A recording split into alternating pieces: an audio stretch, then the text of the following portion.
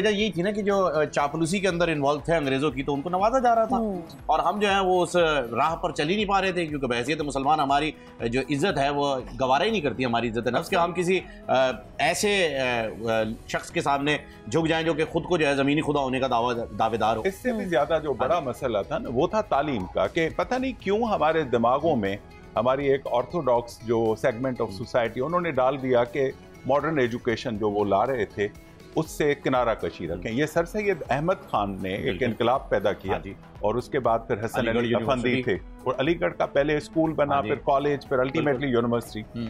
यहाँ सिंध में वो आदमी हसन अली अफंदी थे, सिंध मदरसतुल इस्लाम उन्होंने बनाया और कायदे आजम ने उन्हीं की जेरे साया 4.5 साल तक सिंध मदरसा में तालीम हासिल की। तो जो मुसलमानों का सबसे बड़ा अलमिया आज भी वही है जो 150 साल तालीम में पीछे है।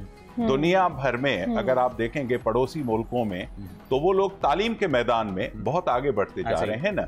हम लोग उस वक्त भी पीछे थे और आज भी पीछे हैं, तो वो ही बुनियाद है जिसकी वजह से उभर नहीं बस इस साल अज़म करते हैं, कोशिश करते हैं, हम भी पैगाम पहुंचाते हैं, आपका पैगाम भी पहुंच गया है कि कोशिश ये रहेगी कि इस जश्न आज़ादी के ऊपर हम तालीम को जो है वो फरोग दें और तालीम का बजट भी जो है वो कोशिश करके बढ़ाएं। अरशद भाई मुझे बताइएगा कि आपका कोई, एक तो पहले ये बताएं कि इतने अरसे से आपका कोई नया गाना क्यों नहीं आ रहा? ये गिला है, नए गाने गिला पूरा करें और फिर जो अनम का सवाल था वो बताएं कि जश्न आज़ादी कैसे मनाते थे। नहीं, गाने जो हैं वो कंप्लीट करके रखे हैं, वो यहाँ तो रिलीज होते नहीं अब, क्योंकि जितना पैसा उसके ऊपर खर्च होता है गानों पे, तो यहाँ पे अगर कोई कंपनी रिलीज करती है तो 1 घंटे बाद जो है वो सारे गाने जो नेट पे आ जाते हैं। ऐसा ही है, तो उसका पैसा नहीं निकलता। कॉपीराइट।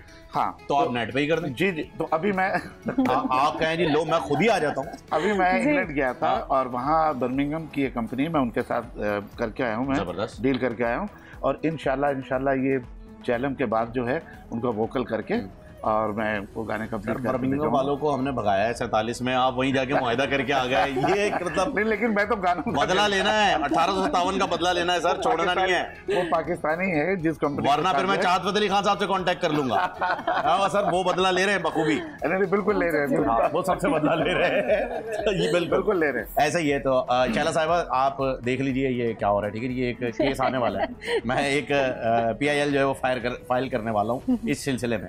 नज़ीम मुझे बताइएगा आप कि आपने भी इंटरनेशनल माशाल्लाह से काफ़ी आपका एक्सपोजर रहा है, काफ़ी जगहों पर आप इवेंट में गई और पार्टिसिपेट किया, पाकिस्तान को जो है वहाँ पर आपने रिप्रेजेंट किया है। आप वहाँ पर पाकिस्तान थी, जैसी आप थी वो पाकिस्तान था उनके लिए, वरना पाकिस्तान को तो बहुत सारे लोगों के अंदर कोई खाने की डिश समझता था कि जी ये तो कोई डिश होगी, जैसे बिरयानी वगैरह होती है वैसे ही कोई चीज़ होगी। ऐसे भी ममालिक थे जो कि हमने तारीख में पढ़ा है। मुझे ये बताइए कि जब आप बहैसियत रिप्रेजेंटेटिव एक एम्बेसडर बन के पाकिस्तान के किसी और मुल्क में जाते हैं तो कैसा एक तो महसूस होता है, अपना एक्सपीरियंस भी बताइएगा। दूसरा ये ज़रूर बताइएगा कि वो ऐसी क्या चीज़ें हैं जो हमें कैरी करनी पड़ती हैं कि मुल्क का नाम ख़राब ना हो उससे, क्योंकि बहुत सारे ऐसे हमने लोगों को देखा है जो पाकिस्तान से जाते हैं तो काफ़ी ममालिक के अंदर ऐसा है कि जी वो बस देखते हैं कि ये पाकिस्तान अलग लाइन में लगा दो। देखिए ये चीज़ें से हम लोग जब आउट ऑफ कंट्री जाते हैं तो एक टीम होती है ना, हमने ग्रीन कोट पहना होता है तो हमने पाकिस्तान की पहचान होते हैं हम, जब हम कहीं बाहर जा रहे होते हैं। तो अगर आप अपनी ईमानदारी से अपने ही फील्ड में नहीं रहेंगे तो मेरे ख्याल से आप कभी भी कुछ नहीं कर सकते। तो जब जाते हैं ना, आपकी बहुत बड़ी रिस्पॉन्सिबिलिटीज़ होती हैं कि आपने बाहर जाना है और एटलीस्ट आपने अपना बेस्ट करना है। चलें आप दूसरों को छोड़ दें, जो आपने यहाँ मेहनत की है तो वहाँ पर जाके आपने उसको बेस्ट करना है। तो जब मैं साउथ एशियन पे गई थी तो मेरा भी यही था कि क्योंकि हम लोग 3rd पोजीशन के लिए कर रहे थे उस टाइम, माइंड में ये था कि यार चलो ब्राउन्स के लिए हम फाइट कर रहे हैं, क्योंकि टाइमिंग से ना तो उसमें आइडिया होता है। तो जब मैंने हीट क्वालिफाई किया तो मुझे आइडिया हो गया था कि मैं अब मेडल्स में हूँ। तो उसके 2 घंटे बाद जब मेरा फाइनल हुआ तो वो कहते हैं ना कि अल्लाह पाक जब आपको इज्जत देता है, और हमारा परचम वहाँ पे लहराना था पाकिस्तान का। तो जिस तरह से मैं देख रही थी कि अरशद नदीम रो रहे थे ना, वो उससे ज़्यादा मुझे अपना टाइम याद आ गया कि मैं 2 घंटे तक किसी को मिली ही नहीं थी पूरा होटल में, कि मतलब मैं रो रही थी और कंट्रोल नहीं हो रहा था। कंट्रोल नहीं होता, क्योंकि आपके इमोशंस जो है ना वो आप ऐसे होते हैं कि आप किसी से बयान भी नहीं कर सकते। और उस टाइम ये था कि आपको अल्लाह पाक ने सिलेक्ट किया होता है कि आप एक मकसद के थ्रू आप आए हैं दुनिया में, और उसमें ये होता है कि हर इंसान किसी ना किसी मकसद से है, लेकिन उसको पहचानने की ज़रूरत है। क्योंकि और एज एथलीट जब मैं पाकिस्तान को बाहर जाके अपने इवेंट्स करती हूँ या हम उस टाइम खेला करते थे, तो बस यही होता था कि बस अपना बेस्ट करना है, ऐसी कोई चीज़ नहीं होनी चाहिए जो पाकिस्तान में टाइम किया तो उसको इम्प्रूव करना है। तो वही चीज़ें लेके जाते हैं। तो जो कहते हैं ना कि अज़म होना चाहिए आपका, और आपके मोराल बहुत आप होने चाहिए, वरना आप अगर सोचें कि उसका टाइम बहुत अच्छा है तो वो फला इतनी ट्रेनिंग करके आया, तो देखिए ट्रेनिंग करने के लिए अगर 8 लाइन्स है ना ट्रैक के ऊपर तो सब जीतने के लिए खड़े होते हैं। लेकिन एक ही लाइन है, सबके एक ही लाइन, तो उसमें ये कि उसने अपनी लाइन फिनिश करना है और कंपटीशन में ये होता है कि फर्स्ट सेकंड थर्ड आपने करना है। तो अगर आपने हिम्मत कर ली और आप में इतना जज्बा है कि आपने अपने मुल्क का नाम रोशन करना है तो दुनिया की कोई ताकत नहीं आपको हरा सकती। बेशक। अगर अभी हम इसी ओलंपिक्स की बात करें तो एक आई थिंक 100 मीटर थी या 400 मीटर, मैंने देखा नहीं क्या था, मैंने सिर्फ उसका एक क्लिप देखा है कि जी कुछ 4-5 लोग गिर गए तो जो सबसे लास्ट था वो फर्स्ट आ गया जी, और वो मेडल ले गया था। ऐसा ही हुआ कि वो 4-5 आपस में टकराए, गिर गए, तो जो सबसे आखिर में आ रहा था वो निकल गया वहां से। क्योंकि देखिए जब हम ट्रैक की बात करते हैं ना तो बहुत सारे एथलेटिक्स में तो बहुत ज़्यादा इवेंट्स हैं और मेरे ख्याल से अब हम जितना अब हाईलाइट हो गए हैं ना, दुनिया को पता चल गया कि पाकिस्तान भी स्पोर्ट्स में एक नाम रखता है। तो उसमें ये होता है कि हार जीत एक अपनी जगह पर होती है, लेकिन जब बाहर जाते हैं ना, जब ट्रैक पे खड़े होते हैं या अपना इवेंट कर रहे होते हैं, एक ही आज़म होता है कि पाकिस्तान का नाम रोशन करना है। बिल्कुल नसीम साहब, ये जैसे आपने कहा कि पाकिस्तान के लिए जीतना है, पाकिस्तान का नाम रोशन करना है, ये एक जज्बा होता है, एक जोश होता है। अमूमन ये शिकायत की जाती है कि पाकिस्तान की जानिब से सपोर्ट नहीं किया जाता अपने हुकूमत की जानिब से, इदारों की जानिब से।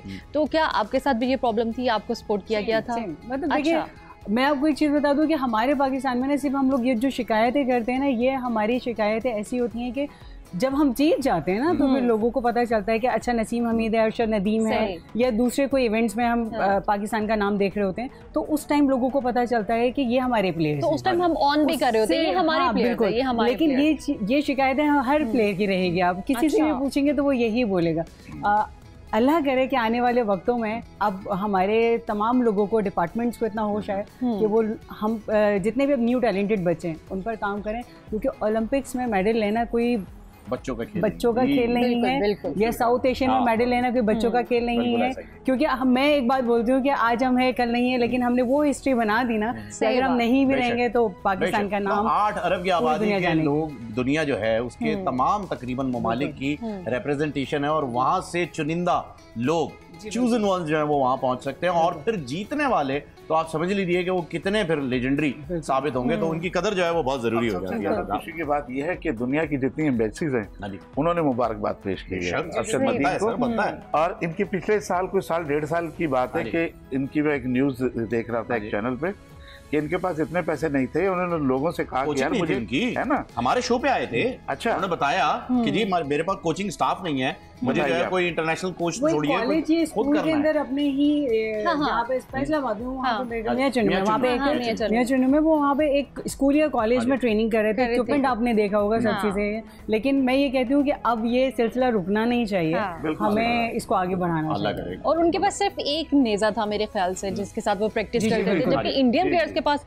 ऑलमोस्ट 150। नीरज चोपड़ा का तो आप कंपैरिजन ही नहीं कर सकते कि जो फैसिलिटीज उनके पास मौजूद हैं। अच्छा, जब आपको पता चलता है ना कि आपने बेस्ट थ्रो कर दिया है, क्योंकि तो दूसरे लोग बहुत प्रेशर में आ जाते हैं। बिल्कुल, वो ऐसे मैंने हुआ कि जो अरशद नदीम ने एक थ्रो की, 3 फाउल उसके बाद जो है ना सन्नाटा हो गया बिल्कुल ग्राउंड में, नीरज खड़े नहीं रह पाए जी। खैर हम स्पोर्ट्समैन स्पिरिट दिखाएंगे, वो भी बहुत अच्छे खिलाड़ी हैं, क्योंकि कंपटीशन है ना, उसमें तो देखिए हार जीत होती है, हम भी हारते हैं, वो भी कभी हार रहे होते हैं, तो लेकिन ये कि हमें सपोर्ट करना चाहिए। ये क्या कैफियत क्या होती है ये वैसे, जब आपके साथ कभी आपने अच्छा कर दिया हो, लोगों को जो है ऐसा हुआ हो, या आपसे अच्छा कोई कर गया हो किसी ने, आप पर प्रेशर आया हो, इस प्रेशर को कैसे हैंडल कैसे किया जाता है? उस टाइम ये होता है कि अगर आप इतने प्रेशर में होते हैं कि आपको लग रहा होता है कि सारी दुनिया एक साइड पर है और आप अकेले खड़े हैं एक जगह पर, और आपके सराउंडिंग में बहुत सारे लोग होते हैं, लेकिन वो एनवायरनमेंट ऐसा होता है और आपके ऊपर इतना प्रेशर होता है कि अगर आपने अपना बेस्ट कर दिया है तो अब इसको आपने मेंटेन करना है या आपने इससे बेस्ट करना है।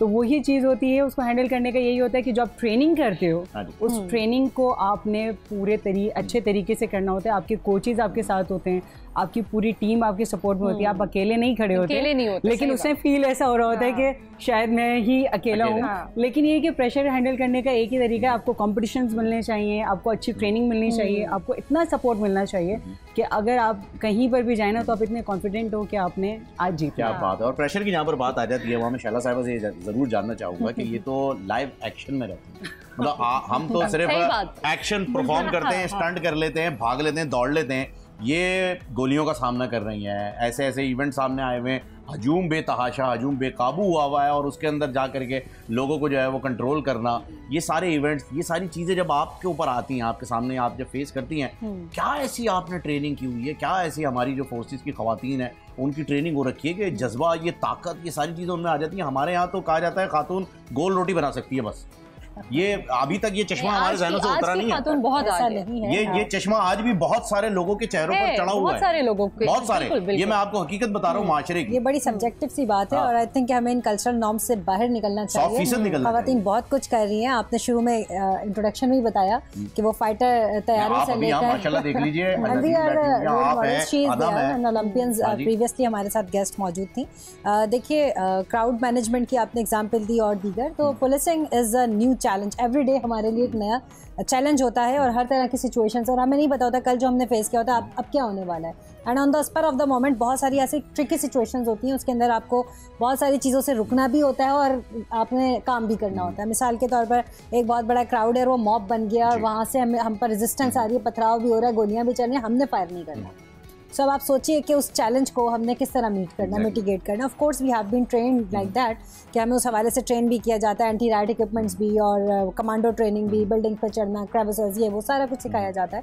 इवन दो उसके बावजूद किसी एक की भी छोटी सी मिस्टेक हो जाती है तो पूरा मॉब को मिस हैंडलिंग भी हो सकती है, और ऐसे बहुत सारे वाक़यात हैं मॉब लिंचिंग के और दीगर, तो उसको कंट्रोल करना बहुत मुश्किल होता है। लेकिन इसके लिए हम कंटिन्यूस ऑनगोइंग सिंध पुलिस के अंदर हम ट्रेनिंग्स भी दे रहे होते हैं अपने जवानों को, ख़वातीन को बिलखुसूस, क्योंकि मॉब में वो चंद ख़वातीन भी आगे हो ना तो उनको मर्द हाथ नहीं लगा सकते, तो वो हमारे यहाँ एक इशू है, कल्चरल बैरियर भी और रिस्पेक्ट का एलिमेंट, डिग्निटी भी है वुमेन की, तो उसको टैकल करने के लिए हमें वुमेन को लाना है। तो इसी तरह से काफ़ी सारे इंसिडेंट्स होते हैं और उनको हम टैकल भी करते हैं। आपने बात की कि ख़वातीन होने के नाते आप किस तरह हैंडल करती है, प्रेशर आता है। ऑफ कोर्स पुलिस जो है वो बहुत स्ट्रेसफुल जॉब है और बहुत ज़्यादा चैलेंजेस हमें फेस करने होते हैं। इंटरनल चैलेंजेस भी हैं, एक्सटर्नल चैलेंजेस भी हैं, लॉ एंड ऑर्डर के भी हैं, टेररिज्म के भी हैं, थ्रेट हाई अलर्ट्स आ जाते हैं, तो हमें every time we have to be mature की एक साइकी बनी हुई है पुलिस को थैंकलेस जॉब भी कहूं, या एवरी टाइम इतनी एफर्ट करते हैं उसके बावजूद भी जो है वो, और वो कहते हैं कि हाँ, लेकिन लोगों की एक्सपेक्टेशंस अब पहले से, अगर आप 10 साल पहले की पुलिसिंग और अभी को कंपेयर करें तो लोगों की एक्सपेक्टेशंस बहुत बढ़ गई हैं पुलिस के साथ। And law and order situation को अगर आप देखें कंपैरेटिवली, तो पहले से अगर 10 साल पहले जहाँ ब्लास्ट हुआ करते थे डेली 200-300 डेड बॉडीज का डेथ टोल था पर डे, तो आज आप देखें कि अल्हम्दुलिल्लाह वो नहीं है।